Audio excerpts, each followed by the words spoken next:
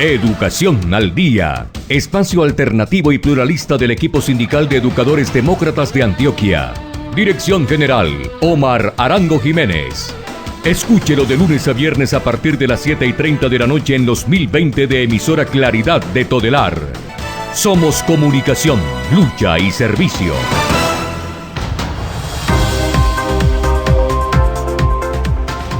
Hola, ¿qué tal, amables oyentes de Educación al Día? Muy buenas noches. Les recordamos que este es el espacio radial del equipo sindical de educadores demócratas del departamento de Antioquia. Mi nombre es Karina Arango Carbonó y a esta hora les doy la bienvenida a este espacio radial para la educación y temas de actualidad.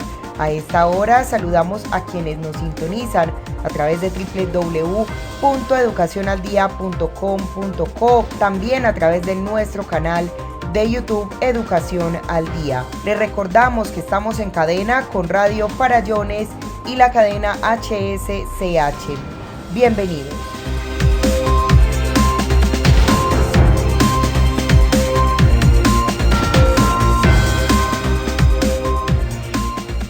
Iniciamos nuestro programa Educación al Día la noche de hoy y ha salido un informe por parte de la Federación Colombiana de Trabajadores de la Educación sobre la presencialidad educativa y también el rechazo a la circular 17 del Ministerio de Educación Nacional. El Comité Ejecutivo y el presidente de FECODE, William Velandia, plantean el informe de las negociaciones con el Ministerio de Educación sobre dos temas importantes. Uno de ellos es la imposición de la presencialidad educativa sin el cumplimiento de las condiciones y el rechazo a la decisión arbitraria del MEN de expedir la circular 17 de manera unilateral. Escuchemos.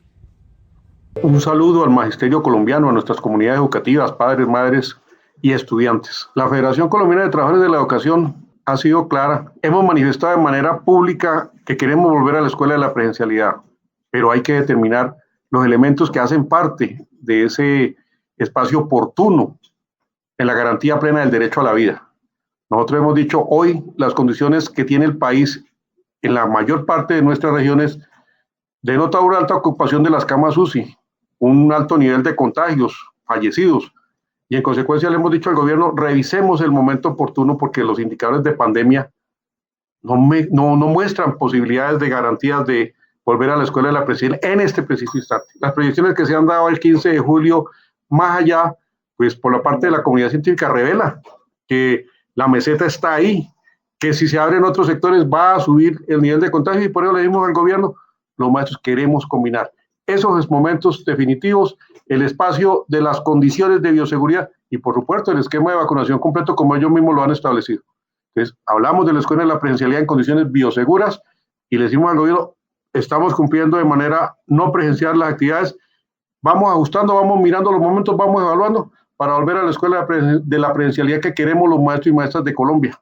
Siempre lo hemos dicho, los maestros estamos listos, necesitamos que nuestras instituciones estén listas, que se completen los esquemas y que los indicadores de la pandemia muestren un descenso significativo en la garantía plena de que no se maneje la vida de nuestras comunidades educativas.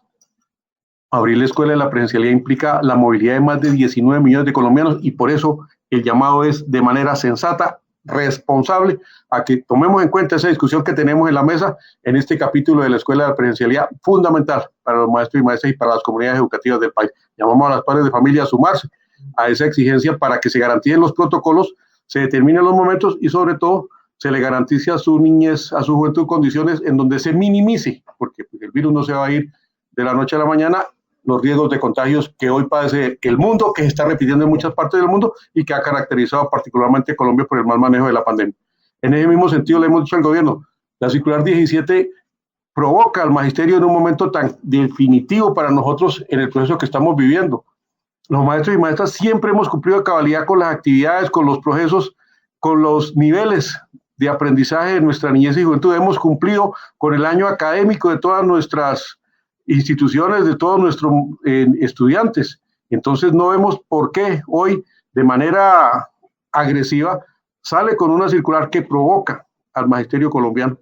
No, nosotros somos conscientes, lo hemos vivido históricamente y sabemos de la responsabilidad que tenemos con nuestra niñez y le vamos a cumplir a cabalidad a través de distintas estrategias ese desarrollo de los procesos académicos. Lo que no hemos podido cumplir porque estábamos en distintas actividades lo vamos a materializar. Utilizaremos los espacios y las estrategias que tenemos nosotros los maestros y que son propios de nuestro profesionalismo, y tengan la plena seguridad de que completaremos el año académico en el 100%, como siempre lo hemos garantizado para nuestra niñez y juventud. Ahí están los consejos directivos, están los acuerdos que se han adelantado en muchos entes territoriales, y por eso creemos nosotros que tiene validez lo que se está haciendo, y por eso llamamos al gobierno nacional a que se respete eso que se trabaja desde la institución educativa, que se trabaja con los maestros, con los directivos docentes, con los sindicatos filiales y por supuesto con las secretarías de educación, en esa consolidación de ese consenso para garantizar todos los procesos, todas las actividades, todos los niveles de aprendizaje, el plan de estudios como está propuesto, como es propio del magisterio, y que en esos áreas nosotros nos hemos caracterizado siempre por la seguridad que le hemos dado a nuestras comunidades de garantizar el año académico de manera total. Exigimos el retiro de la reforma a la salud y de los proyectos que atentan contra los derechos de los colombianos. Negociación del pliego nacional estatal y del pliego de peticiones del magisterio ya. Por el respeto de los derechos humanos, por la vida, la paz y la democracia, el paro nacional continúa. Unidos vamos con FECODE.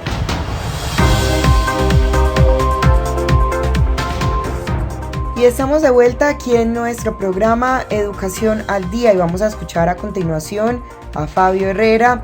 Él es ejecutivo de FECODE, quien brinda un informe sobre la negociación con FECODE, el Ministerio de Educación Nacional, y también habla sobre el tema de la presencialidad. Escuchemos. Este es un presidente torpe y que es un presidente para uno todos los elementos de su política. Una política que desnudaron sin tapujos por parte de los analistas políticos, los economistas y toda la gente que hizo el estudio de ese Plan Nacional de Desarrollo, y que cualquiera lo puede consultar ahí en la Presidencia de la República. En la página de la Presidencia está el Plan Nacional de Desarrollo del gobierno Duque. ¿Cuáles eran los elementos más sentidos o más connotados de ese Plan Nacional de Desarrollo que estuvimos discutiendo nosotros en la negociación del 2019 en el primer trimestre? Allí encontramos que estaba la venta de activos de la nación. Esa venta de activos de la nación iban fundamentalmente dirigidos a la reactivación económica del país, según la propuesta que estaba planteando el señor Duque, en el sentido en que se necesitaba reactivar la economía del país, y para reactivar la economía del país, la nación debería disponer de la venta de activos, especialmente en empresas donde hay un capital mixto y hay una participación del Estado colombiano. El segundo elemento tenía que ver con la flexibilización laboral. Entonces el gobierno planteaba que se tenía que generar una política de flexibilización laboral que permitiera que los jóvenes, sobre todo, tuviesen la oportunidad de vincularse al sector laboral. Pero allí, dentro de esa propuesta, donde no había aparentemente nada del otro mundo, en la flexibilización laboral estaba la contratación por hora. Y significaba que si había una contratación por hora, eso se convertiría en una reforma laboral y a la postre en una reforma pensional, porque modificaría el Código Laboral colombiano. Pues en nuestro sistema no estaba establecido el tema de la contratación por hora. Y la gente pensaba así: un pelado que va en la mañana a la universidad tiene la oportunidad de trabajar 2-3 horas por la tarde y eso le sirve de experiencia y le sirve de ingreso. Sí, ese fue el anzuelo para que la gente creyera que esa era una política benefactora, una política que incentivaba el trabajo digno y decente, que es la discusión central que tenemos nosotros desde la Central Unitaria de Trabajadores.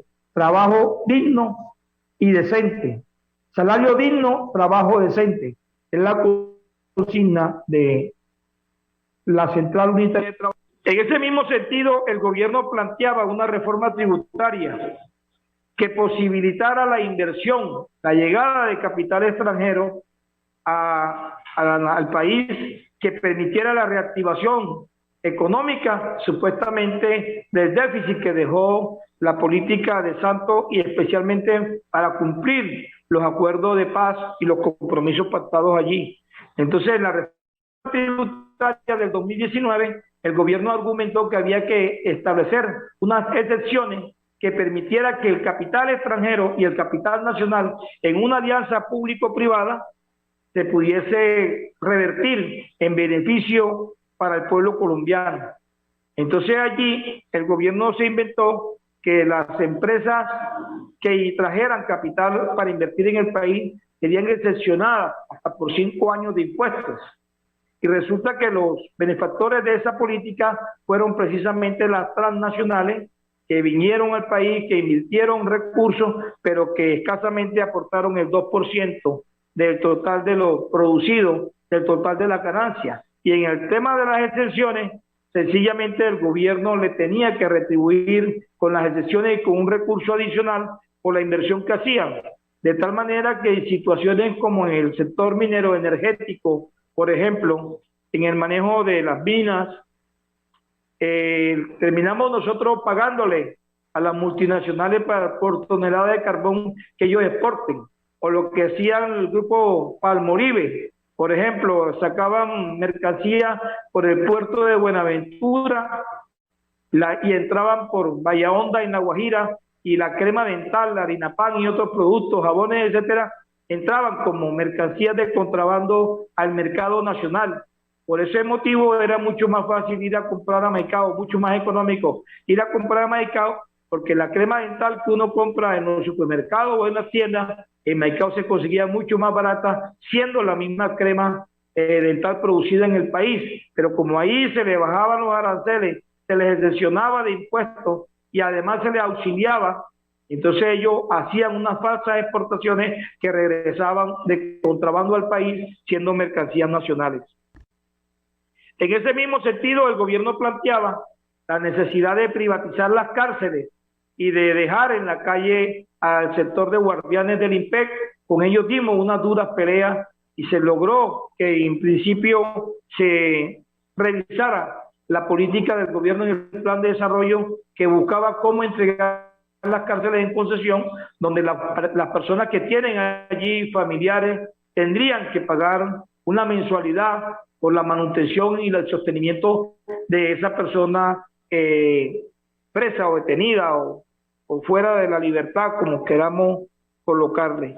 Entonces, el 2019, en el primer semestre, fue un semestre de dura batalla. Hicimos mítines al frente del lugar donde estábamos negociando, que era un lugar inhumano, se llama el Parque del Artesano, que era en plena entrada de la sabana, y ahí las temperaturas en la mañana son bien frías, y en esas condiciones estábamos negociando prácticamente en unas carpas a la intemperie, para que la gente no tuviera muchas condiciones de comodidad para el tema de la negociación. Hicimos los acuerdos, se firmaron el 15 de mayo del 2019 y hicimos unos excelentes acuerdos. Pero lo que no entiende mucha gente es que nosotros no salimos de ahí de la mesa de negociación con los decretos firmados, porque la política que se aborda allí tiene que ir necesariamente a los ministerios y al Congreso. ¿Por qué? Hoy nosotros estamos en la mesa de negociación, estamos en julio del 2021, y la discusión que estamos dando nosotros hoy en materia económica está soportada por un presupuesto que se aprobó en octubre del 2020.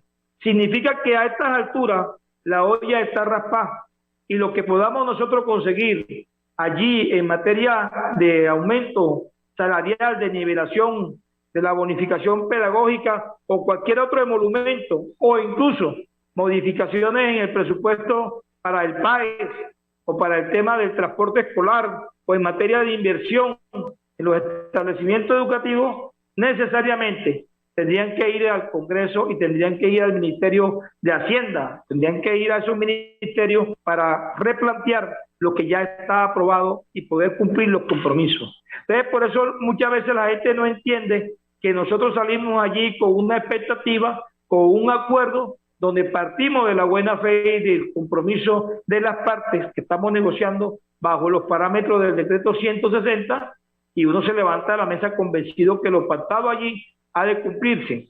Entonces, el segundo semestre del 2019, las mesas se instalaron a finales del mes de junio y comenzó el pulso, porque lo que ya habíamos negociado en la mesa pretendían que fuese revisado nuevamente en la mesa de cumplimiento, o sea, una nueva negociación. Y ahí comenzó el pulso y comenzaron las movilizaciones que tuvieron su máxima expresión el 21 de noviembre, con un fenómeno que realmente hacía mucho rato que no sucedía en el país. Los entendidos dicen que esto sucedió por allá. Bueno, entonces el 21 de noviembre se dio un acumulado muy importante. La comunidad, los estudiantes, los trabajadores informales, la gente que venía sintiendo el peso de la economía en el país y de la política, salimos a protestar, y desafortunadamente pues ese día 21 de noviembre, que se convirtió en un hito histórico para la lucha social, también se convirtió en el día en que asesinaron al compañero estudiante Dylan Cruz, y ahí se inicia un juicio del gobierno en contra de los participantes en las actividades de paro nacional. Entonces se le buscó que era marihuanero, que agredía a la mamá, que era un delincuente social en su barrio, contrario a lo que la gente decía de lo que significaba Dylan como dirigente social popular, juvenil, dentro de su institución educativa y lo que allí se generaba. Entonces terminamos el año 2019 en medio de un paro que por allá el 7 de diciembre todavía haciendo actividades de movilización. En ese diciembre, el Comité Nacional de Paro fue convocado a una jornada presencial en Bogotá. Desafortunadamente se hizo un evento extremadamente abierto.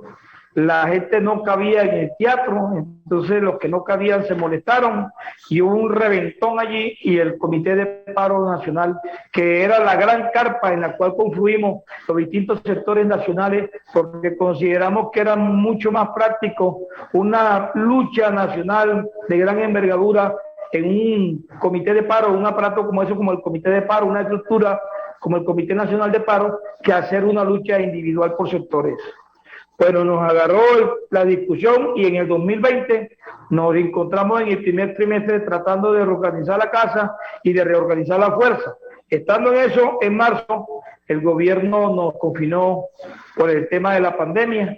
Nos fuimos a las casas, estábamos confinados, pero no estábamos de vacaciones. Como FECODE seguimos haciendo el ejercicio, seguimos oficiando al Ministerio de Educación para el desarrollo de las mesas, para darle cumplimiento a los acuerdos pactados. Sin embargo, lo único que reinó allí fue el silencio. Por allá el 21 de junio nos movilizamos en un plantón tímido, y la gente de una vez nos cayó diciendo que cómo era posible que cuando el país estaba en medio de una situación de pandemia, nosotros los maestros saliéramos a hacer movilizaciones. Igualmente nos movilizamos el 4 de julio con plantones, con situaciones de eventos culturales, porque mientras que nosotros estábamos confinados, el gobierno aprovechó el primer semestre del 2019 para desarrollar toda la política que nosotros le habíamos frenado en el primer semestre y el segundo semestre del 2019.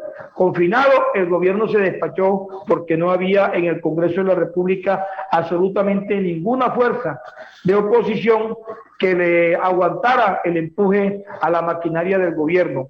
Y fue así como se aprobó el 1174, que es la ley, el decreto que flexibiliza la jornada laboral, la vinculación laboral por hora, y allí inicialmente se habló de los jóvenes, pero esa plataforma se abre en el desarrollo y la dinámica para todo el mundo, y mañana los maestros podremos ser contratados por hora si permitimos que situaciones como estas cuajen, y sencillamente habrá una competencia en las plataformas como la uberización, donde cada quien será contratado de acuerdo con el presupuesto, el perfil, la calidad del servicio que cada quien pueda brindar.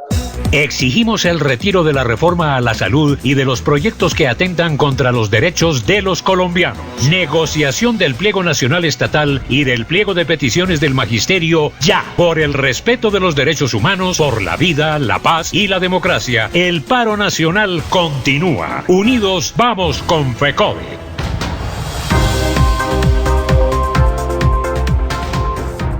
Estamos de regreso aquí en nuestro programa Educación al Día esta noche, escuchando el informe detallado del ejecutivo de FECODE, Fabio Herrera, quien habla sobre el proceso de negociación entre FECODE y el Ministerio de Educación Nacional, como también el regreso a clases de manera presencial. Continuamos entonces escuchando al ejecutivo de FECODE, Fabio Herrera. Llega el 2021 y el gobierno nos recibe en la negociación con una reforma tributaria, una reforma a la salud y ajustar el paquete completo a lo que el gobierno necesitaba para echar para adelante esa política. ¿Qué pasó? Hay un déficit de más de 14 billones de pesos. ¿Dónde están los 14 billones de pesos? Están en las excepciones que el gobierno impulsó en la reforma tributaria del 2019. Esas excepciones generaron un hueco fiscal que hoy requiere el relleno, y el relleno es una reforma tributaria en la cual venían por nosotros los trabajadores estatales, y esa es la dimensión del paro nacional que aún no para y que mucha gente no ha entendido por qué nos fuimos a un paro nacional.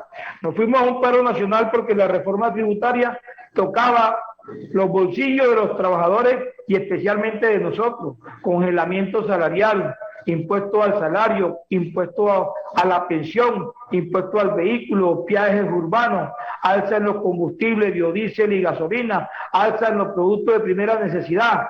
Entonces mucha gente cree que cuando eso sucede a los maestros se nos excepciona. No, cualquier situación que se diera allí en la reforma tributaria iba a tocar los bolsillos de todos los colombianos, y entre esos colombianos a los maestros de Colombia, porque somos usuarios comunes y corrientes de todos los servicios, pagamos impuestos, vamos a las tiendas a comprar, pagamos el IVA, estamos en la situación de un carrito y tenemos que pagar los impuestos del vehículo, la movilización, los viajes, combustible. Entonces dimos una gran pelea con el pueblo colombiano para tumbar la reforma tributaria e igualmente tumbar la reforma de la salud, porque allí venían por el Fondo Nacional del Magisterio, a través de una alianza público-privada con un grupo español, brasilero y canadiense, que hace mucho rato le tienen ganas al sistema de salud de Colombia y especialmente el sistema de salud de los maestros colombianos.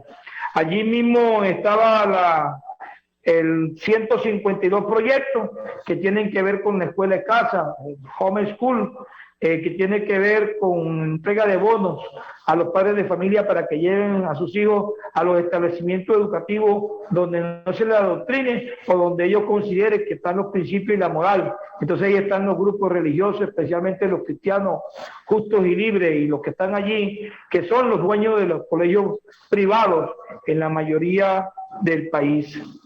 Entonces nosotros no tuvimos otra alternativa que irnos a la calle, meternos de cabeza en el comité de paro, donde la representación la tienen los compañeros secretarios y presidentes, pero que en esta coyuntura, por la misma situación de salud y de contagio, estuvo el compañero Nelson Alarcón asistiendo como representante de FECODE, y pues ya conocemos nosotros la historia de Nelson, a quien expresamos nuestra solidaridad plena por la situación de exilio en que hoy se encuentra. El gobierno, paralelo a esto, lo que hizo fue arremeter contra los jóvenes. Tenemos un número importantísimo de jóvenes que perdieron los ojos, porque el ataque va directo a los ojos.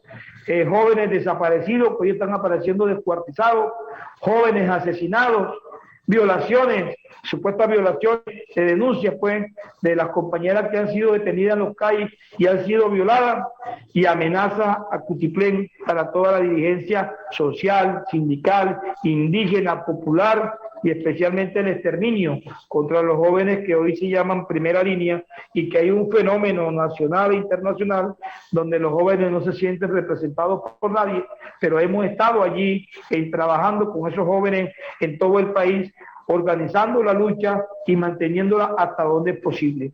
Había una regla de juego en el Comité Nacional de Paro y era que nadie negociaba por separado. Íbamos a negociar de manera sincrónica, o sea, todos nos íbamos a mover en la misma dirección y eso permitiría una dinámica de negociación, pero somos conscientes que las situaciones de cada sector son particulares y en la medida en que el gobierno se jugó en la estrategia de enviar representantes a todo el territorio nacional, gente fue cediendo y cada quien fue tratando de solucionar su problema.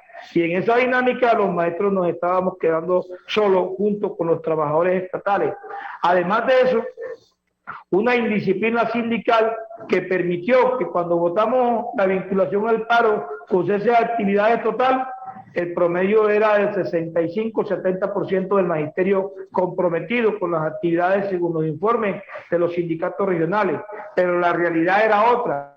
Cuando estábamos en la calle, la manifestación física de los maestros cada día decrecía y nosotros tuvimos que cambiar la táctica, y cambiar la táctica significó organizar un plan de trabajo diferente al que traíamos, donde todos los días teníamos una actividad a realizar y eso también generaba, además de un desgaste físico, un desgaste económico y la gente se fue cansando y fue abandonando el paro porque no entendieron la dinámica de este paro nacional, ni mucho menos la dimensión de lo que se venía dando allí. Entonces fuimos por la reforma tributaria, fuimos por la reforma a la salud, le bloqueamos otro proyecto en el Congreso de la República, salimos airosos como FECODE desde el Congreso donde pudimos participar en los espacios que nos dieron los senadores alternativos, pero la gasolina se nos agotó y tuvimos que cambiar la táctica y nos vimos a la mesa de negociación a partir del 15 de junio. La mesa arranca en el 18, en el tema de FECODE se está trabajando o se comenzó a trabajar martes, miércoles y jueves, hoy se está trabajando de corrido, se dijo inicialmente que trabajaríamos media jornada, hoy la jornada, un día como hoy, va de 9 de la mañana a 6 de la tarde. Mientras que en la mesa nacional estatal, donde estamos nosotros, el gobierno llegó, le dimos prioridad al tema del salario, el gobierno quería discutir la situación laboral de algunos sectores, pero eso era fundamentalmente para dilatar el tema de la negociación del salario. Sin embargo, la presión de los trabajadores, que ya estamos en julio, que nuestro salario ha decrecido, se ha empobrecido, ha perdido poder adquisitivo, nos vimos en la necesidad de forzar la discusión con el gobierno. Pero ahí hay un fenómeno, y el fenómeno es que ya no somos tres centrales. Allí está la CUT, la CGT y la CTC, pero además de eso hay 4 centrales de papeles que fueron creadas en el 2007 en el gobierno del innombrable. Él creó y ayudó y facilitó para que esas centrales se crearan en centrales, federaciones y confederaciones para poder llevarlos al estrato internacional como comité de aplauso, donde ellos dicen que el problema con nosotros es que nosotros estamos por tumbar al gobierno y montar un Estado socialista y no la negociación, que es el argumento que llevan ellos en los estrados internacionales, que ellos sí están por el desarrollo del país y resulta que esa comisión de aplauso de los sindicatos paralelos solamente sirve en esa mesa nacional para torpedear, porque mientras que nosotros tenemos un pliego de 94 puntos, ellos tienen un pliego de 1024 puntos. Y ya sabemos nosotros que con un pliego de 1024 peticiones, sencillamente eso es innegociable. Pero lo llevan primero para demostrar que sí tienen allí el resumen condensado de las situaciones que se requieren en el país y lo llevan para mostrarse como los salvadores y transmiten en directo y la gente les aplaude creyendo que realmente la tarea que están haciendo ellos sí sirve y la que hacemos nosotros como negociadores en las centrales tradicionales o las centrales que ya conocemos nosotros, eso no sirve. Entonces en esa dinámica ellos piden por encima de cualquier posibilidad. Nosotros hoy estamos pidiendo el 8% más IPC más 8%. Y en eso hubo un acuerdo, hubo un consenso, pero ellos están pidiendo el 12%. Nosotros somos conscientes de que en la cifra del país la economía se ha frenado, pero también sabemos nosotros que hay recursos suficientes en las reservas nacionales para tener un aumento salarial digno. Y en eso estamos hoy en la discusión. La mesa arrancó esta mañana con la propuesta de 0,19 que hizo la señora viceministra de Hacienda, y que 0,19 representa 1.900 pesos por cada millón que se gane un trabajador del Estado. En eso estamos hoy.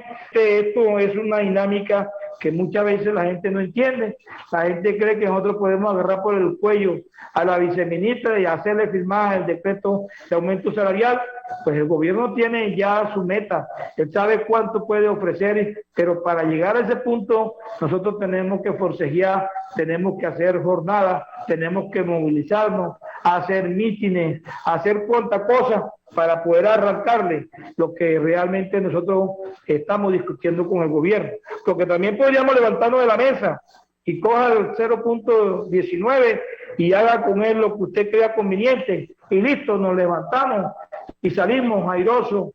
Pero resulta que si nosotros permitimos el aumento de 1.900 pesos por cada millón, sencillamente muchos maestros también y trabajadores nos lincharían porque fuimos incapaces de negociar más allá de lo que el gobierno ofreció. Entonces el gobierno va ofreciendo cuentagotas.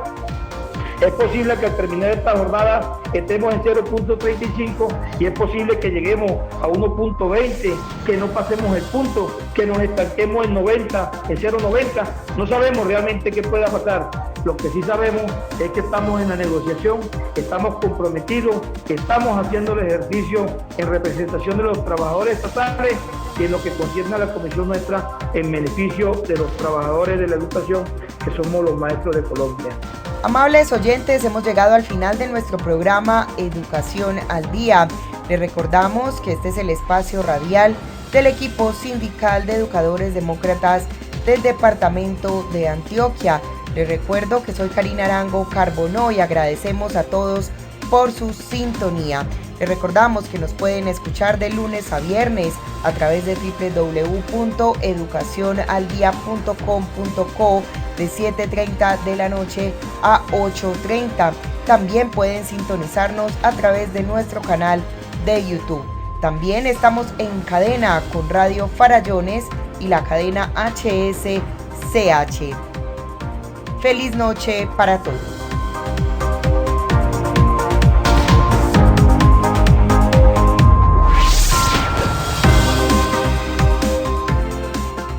Educación al Día, espacio alternativo y pluralista del equipo sindical de educadores demócratas de Antioquia.